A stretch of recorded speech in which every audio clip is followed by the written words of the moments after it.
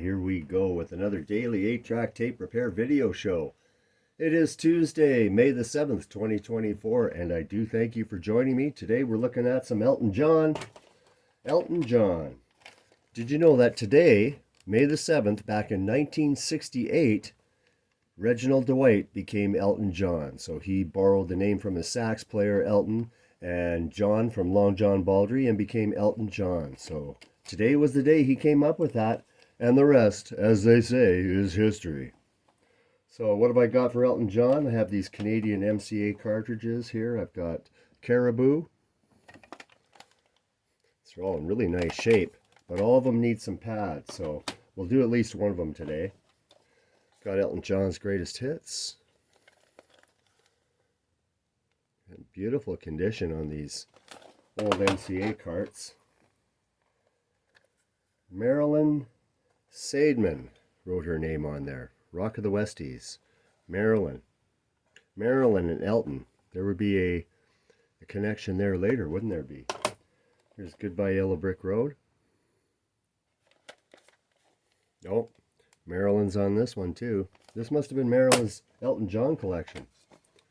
Got Don't Shoot Me, I'm Only the Piano Player. I really like this album. And here's the Friends soundtrack. This was released on Paramount Records. It's a Canadian issue. Not Friends the TV show, but there was a movie in the early 70s that Elton wrote a soundtrack for. So let's do Don't Shoot Me. Going to open it up. We've got the 5-pin configuration. Again, hoping I don't have to pop these three. They usually do come out nicely. Let's heat it up. Can't hurt to heat it up. That way we know it's going to be a little more pliable and open up easier. So, yeah, Elton John. Gosh, what a great songwriter and performer. Him and Bernie Taupin.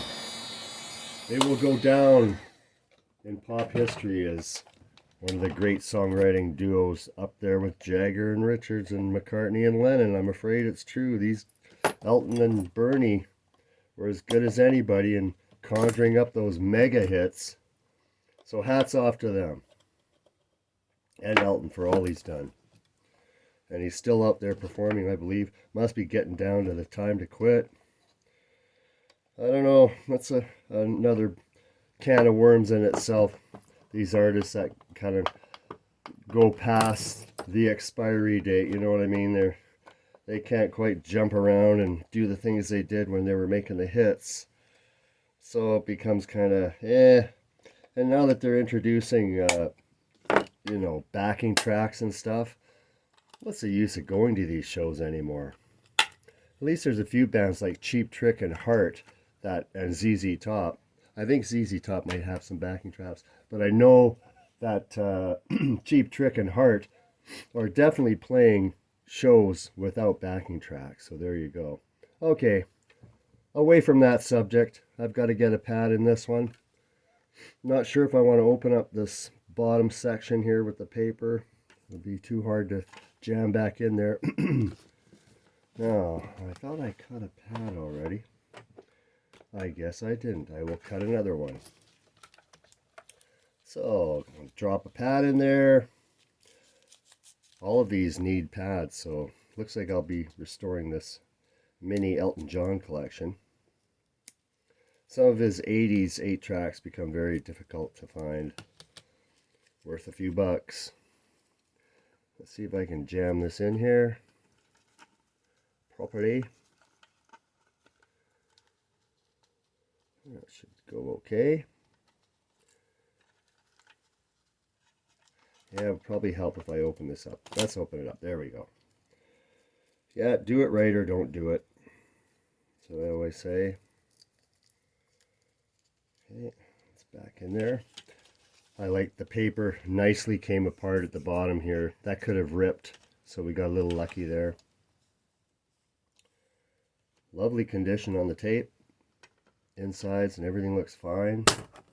Very clean outsides, minimal play wear. Line up this pad a little bit better. Let's see what we got.